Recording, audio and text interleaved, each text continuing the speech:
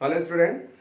तो अभी तक आपको जो मैं बताया वो था ऑप्टिकल आइसोमेरिज्म में asymmetric carbon atom and the element of symmetry. Element of symmetry में आपने देखा centre of symmetry and plane of symmetry, और आपको एक कंफर्म हो गया कि symmetrical species are optically inactive, unsymmetrical species are optically active. ये बात पूरी पता चल गई। और मैंने ये भी आपको पहले बताया लास्ट लेक्चर में क्या कि optical activity is the property of molecule. बहुत ध्यान से देखिए, optical activity is the property of molecule, asymmetric carbon atom is the property of a particular atom. हम किसी एक एटम की प्रॉपर्टी जान लें, जैसे कोई बता दे आपको कि चलो इस मॉलिक्यूल में ये पर्टिकुलर कार्बन असिमेट्रिक है, यानी उसने क्या बताया, इस स्पीसीज में पर्टिकुलर कार्बन असिमेट्रिक है, यानी they indicate they given you the property of particular atom only. तो एक एटम की प्रॉपर्टी जान करके हम होल मॉलिक्यूल की प्रॉपर्टी यानी ऑप्टिकल एक्टिविटी नहीं बता सकते। हाँ, तो अगर तो वहां तक आपको हमने बात बताया था, और उसके बाद आपको एलिमेंट ऑफ सिमेट्री बताया। एलिमेंट ऑफ सिमेट्री से पता चल गया कि कौन ऑप्टिकली एक्टिव होगा, कौन इनएक्टिव होगा। यहां तक बात हुई थी। तो आज के टॉपिक में बच्चों मैं आपको बताने वाला हूं कि इसके नॉमेनक्लेचर क्या कैसे किए जाते हैं, या कन्फिगुरेशन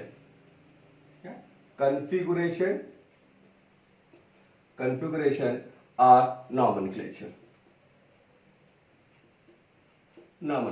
है ना। कन्फिगुरेशन या नॉमेनक्लेचर देखिए, तो जैसे आपने देखा ज्योमेट्रिकल आइसोमर में कन्फिगुरेशन में क्या होता था, एब्सोल्यूट कन्फिगुरेशन है, रिलेटिव कन्फिगुरेशन। यहां भी बहुत आसानी से मिलेगा एब्सोल्यूट कन्फिगुरेशन है, रिलेटिव कन्फिगुरेशन। तो हम इसको दो पार्ट में डिवाइड करते हैं। एक का नाम बोलते हैं रिलेटिव कन्फिगुरेशन, रिलेटिव कन्फिगुरेशन। जैसा कि मैंने आपको बताया, रिलेटिव कन्फिगुरेशन में नहीं किसी का नाम लिखा जाए, किसी का कन्फिगुरेशन अगर इंडिकेट किया जाए, हम किसी ग्रुप का या किसी फंक्शनल ग्रुप का या किसी एटम की रिलेटिव पोजीशन देकर के उसका नाम रखें तो it is named as relative configuration. इसमें कई पार्ट आएगा। एक तो रिलेटिव कन्फिगुरेशन का बड़ा स्मार्ट है, small D small L configuration. दूसरा इसमें बड़ा इंपॉर्टेंट है क्या, capital D capital L configuration देखा आपने। एंड थर्ड नंबर पे आप देखिए थ्रियो एंड इरिथ्रो या इरिथ्रो एंड थ्रियो कन्फिगुरेशन है ना। ये कन्फिगुरेशन आएगा, ये कन्फिगुरेशन आ गया, देखा आपने। उसके बाद रिलेटिव कन्फिगुरेशन से दूसरी बात आएगा एब्सोल्यूट कन्फिगुरेशन।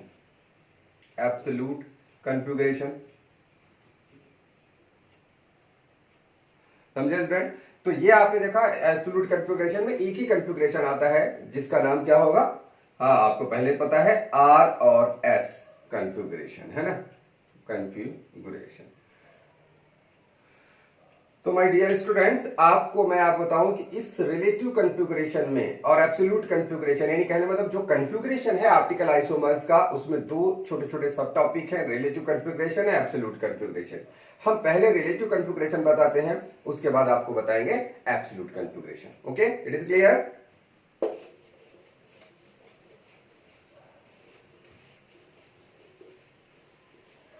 अब देखो रिलेटिव कन्फिगुरेशन में सीधे सीधे चलते हैं, आप देख ही रहे हैं। रिलेटिव कन्फिगुरेशन में हम पहला कन्फिगुरेशन बताते हैं जिसका नाम है स्मॉल डी और small L configuration. Okay, configuration देखिए, इसका जो नॉमेनक्लेचर है वो डी का मतलब आपको पता है क्या होता है, डेक्स्ट्रो है, और यहां वर्ड यूज करेंगे रोटेटरी, और यहां एल का मतलब लेवो होता है, और आप कह सकते हैं रोटेटरी। यहां डेक्स्ट्रो रोटेटरी का मतलब कि आप इतना जानो कि ऐसे स्पीसीज जो क्या करते हैं, बोलो, rotate plane polarise light in clockwise. देखा आपने, ऐसी स्पीसीज जो प्लेन पोलराइज लाइट को किधर घुमाते हैं, क्लॉकवाइज घुमाते हैं। लिबो रोटेटरी आप यहां लिख सकते हैं कि रोटेट PPL यानी plane polarise light in counter clockwise, या कैसा आप बोलेंगे, एंटी क्लॉकवाइज। ठीक है, एंटी क्लॉकवाइज। एक सिंपल सा मतलब आया। अब एक भी ध्यान रखनी चाहिए कि जो स्मॉल डी है जिसको हम क्लॉकवाइज बोलते हैं, इसको हम और क्या बोल सकते हैं, पॉजिटिव बोल सकते हैं। You should be remember here the species which can rotate the plane polarised light, हमेशा क्लॉकवाइज रोटेट करेगा, उसको हम पॉजिटिव में लिखते हैं। अगर कोई सपोज इतने एंगल तक घुमाता है, 1.52 एंगल तक घुमाता है, इतना घुमाता है, तो हम अगर वो क्लॉकवाइज घुमाता है तो हम उसके आगे क्या लिखेंगे, प्लस लिखेंगे। और या आप इसको लिखोगे डी लिखोगे 1.52। आपने देखा ना, या तो आप डी लिखोगे या तो उसमें पॉजिटिव लिखोगे। ऐसा कभी मत लिखिएगा कि डी भी है और साथ में पॉजिटिव लिखा, दिस इज रॉन्ग रिप्रेजेंटेशन, है ना, डबल डोज हो जाएगा। यानी डी तो पॉजिटिव था, एक और पॉजिटिव लिख दिया तो पॉजिटिव पॉजिटिव डबल पॉजिटिव हो जाएगा। ये should be remember here. Dextro rotatory या लीवो रोटेटरी एक सिंपल सा है, पहला नॉमेनक्लेचर था, रिलेटिव कॉन्फ़िगरेशन था और रिलेटिव कॉन्फ़िगरेशन के अनुसार ऐसा नाम लिखा जाता था। अब मैं आपको बताऊंगा कि कैसे कैपिटल डी कैपिटल एल लिखा जाता था। This is a total practical value, ये एकदम प्रैक्टिकल वैल्यू है और थ्योरेटिकल बेस्ड पर इसका एक्सप्लेनेशन बहुत ढंग से नहीं आ पाया था, इसलिए ये थ्योरी बहुत ज्यादा सक्सेस नहीं है। लेकिन हम ट्राई करते हैं, आपसे क्वेश्चन आता है स्मॉल डी स्मॉल एल का और देखो कैसे इसमें हम बताते हैं। Okay, clear. यहां देखिए, अब स्मॉल डी की बात यहां क्या बताया इस बंदे ने, बताया सिंपल सा, देखिए इसकी लॉजिक क्या है और इसकी थियरी क्या है जिसकी वजह से बताया कि इफ OH ग्रुप, देखिए OH group of asymmetric carbon atom, asymmetric carbon atom present at right side, right मतलब राइट ही होता है, right side in Fischer projection formula. अब देखो फिशर प्रोजेक्शन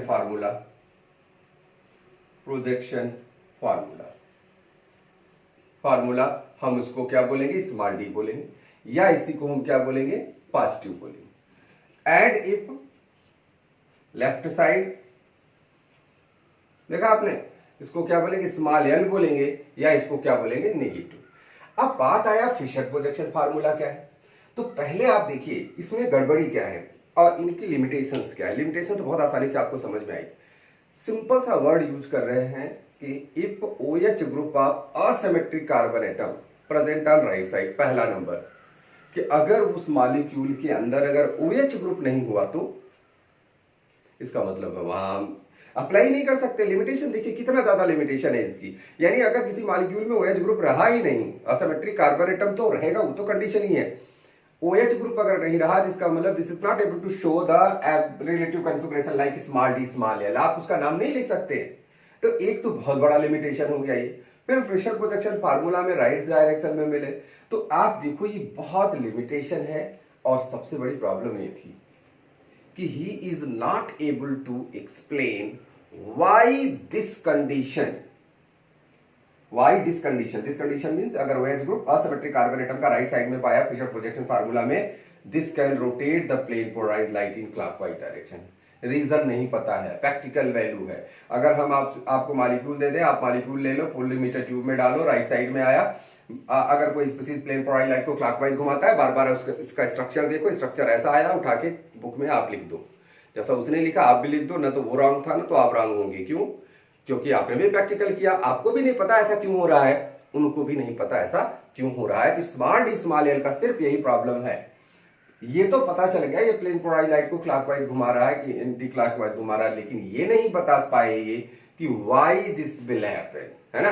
तो ये यही चीज सबसे बड़ी यहाँ प्रॉब्लम है। ओके, हम थोड़ा एक्सप्लेनेशन बताते हैं स्मॉल डी का, यहाँ स्मॉल एल का।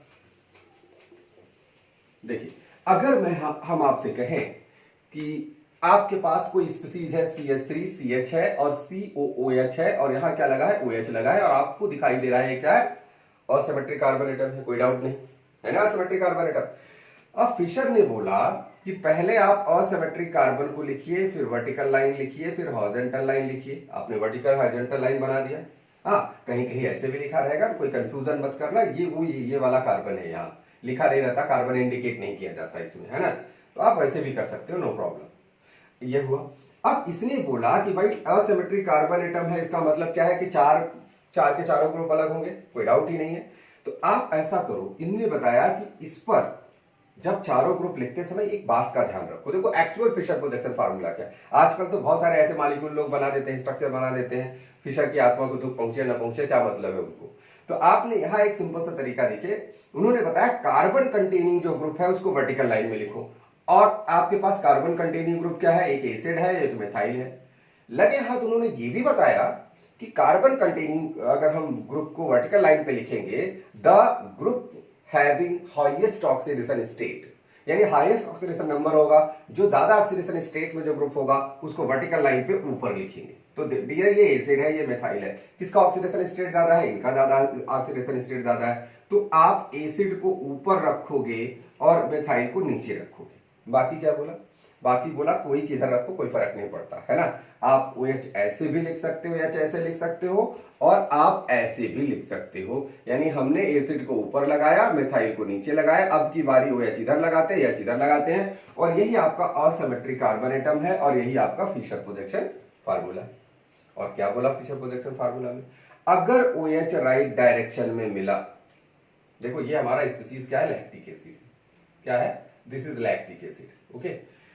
OH का राइट साइड में मिला तो इसका नाम हम लिखेंगे डी लैक्टिक एसिड। क्या नाम लिखेंगे, डी लैक्टिक एसिड। या आपको डी लिखने का मन अच्छा नहीं कर रहा है तो आप लिखो प्लस लैक्टिक एसिड। देखा आपने, प्लस लैक्टिक एसिड। ऐसा मत कर देना डी और प्लस एक साथ लगा दो ना, बात समझते हैं ना। और यहां देखो ये राइट साइड में है ना, और अगर ये लेफ्ट साइड में है, लेफ्ट साइड में है, तो इसको हम लिखेंगे एल लैक्टिक एसिड। ध्यान रखना L lactic acid, L lactic acid मिला, या इसको हम लिखेंगे नेगेटिव लैक्टिक एसिड, है ना, लैक्टिक एसिड के नाम से लिखा जाएगा, है ना। ये तो मैं सिर्फ इंडिकेशन किया, आप ऐसे कर सकते हो, अगर कोई कंफ्यूजन हो इसमें ऐसे कर सकते हो, है ना, माइनस नहीं बनाया था वहां। तो एक सिंपल था, आपने देखा लैक्टिक एसिड आपने लिखा, बहुत आसानी से। बहुत सारे स्पीसीज हैं, जैसे मान लीजिए हमने आपसे कहा है आपके पास CHO है और यहाँ OH लगा दिया और यहाँ H लगा दिया, और CH2 है और ये OH लगा दिया। चलिए बताओ क्या है, आपने देखा इसके अंदर एक असिमेट्रिक कार्बन एटम है और OH कहाँ है, राइट साइड में है ना, राइट साइड में। तो इसका नाम से पहले हम D लिखेंगे, बट इस कंपाउंड का नाम क्या है बोलो, इस कंपाउंड का नाम, अरे भाई आपने एक नाम सुना होगा, CH2 है, CH है और CH2 है, एक OH यहां लगाया, एक OH यहां लगाया, एक OH यहां लगाया, क्या नाम बताया था इसका, ग्लिसरॉल, है ना, ग्लिसरॉल। और अगर हमने किया क्या भाई, यहां CH2OH है, यहां CH2OH है, यहां CH2OH है, यहां CH बराबर है, यहां इसको हमने एल्डिहाइड बना दिया, तो ग्लिसरॉल का नाम क्या हो जाएगा डियर, ग्लिसरल, बोलो ग्लिसरल्डिहाइड, देखा ना, क्या हो जाएगा, ग्लिसरल्डिहाइड हो जाएगा। तो ये हमारा डी ग्लिसरल्डिहाइड है, या इसको हम प्लस ग्लिसरल्डिहाइड बोलेंगे। अब प्रॉब्लम क्या आती है, प्रॉब्लम ये आती है कि इनका ये प्रैक्टिकल जो वैल्यू है ये कहां तक फिट है। एक तो आपने देखा लिमिटेशन वहीं आ गया कि अगर ज्यादा बड़ा सा स्पेसियर OH ग्रुप ही अगर नहीं है, खत्म हो गया, मैटर ही ओवर हो गया। अगर OH ग्रुप ही नहीं लगा है तो इसका मतलब है इसका नॉमेनक्लेचर का मैटर ही ओवर हो गया। और अगर OH ग्रुप है भी, अब सोचो अगर हमने यहां सिंगल OH ग्रुप लगाया, यहां सिंगल OH ग्रुप है, यहां सिंगल OH ग्रुप है, अगर हम एक से ज्यादा OH ग्रुप लगा कर देखें तो आपको क्या समझ में आएगा, देखिए एक से ज्यादा OH ग्रुप लगा के देखें तो क्या ये रूल फॉलो होता है कि नहीं। और अगर नहीं फॉलो होता तो डियर का स्मॉल डी का सिंपल सा मतलब है कि कोई स्पीसीज अगर प्लेन पोलराइज लाइट को क्लॉकवाइज घुमाता है और वो पॉजिटिव बोला जाएगा। सपोज आपका मन नहीं है पॉजिटिव लिखने का, उसको स्मॉल डी लिख दो, दिस इज द करेक्ट, बात समझते हैं।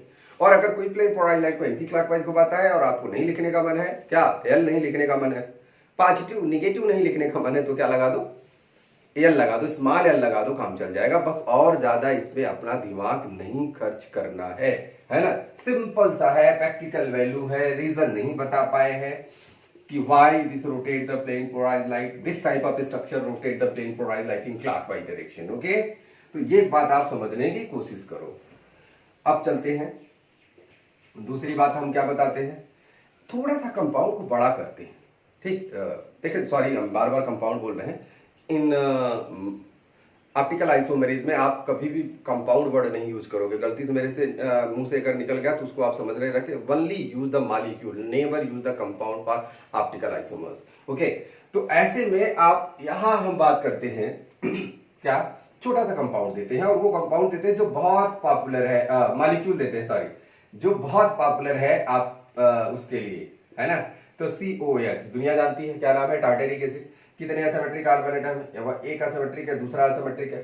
अब सिंपल सा है, अगर आपसे पूछा जाए नॉमेनक्लेचर करो, तो इसमें एक बात आपको समझ में आना चाहिए। क्या इन्होंने क्या बताया कि OH group Fischer projection formula में अगर राइट साइड हुआ, अब राइट साइड हुआ तो देखो ये भी राइट साइड प्रेजेंट है, ये भी आपको राइट साइड प्रेजेंट है।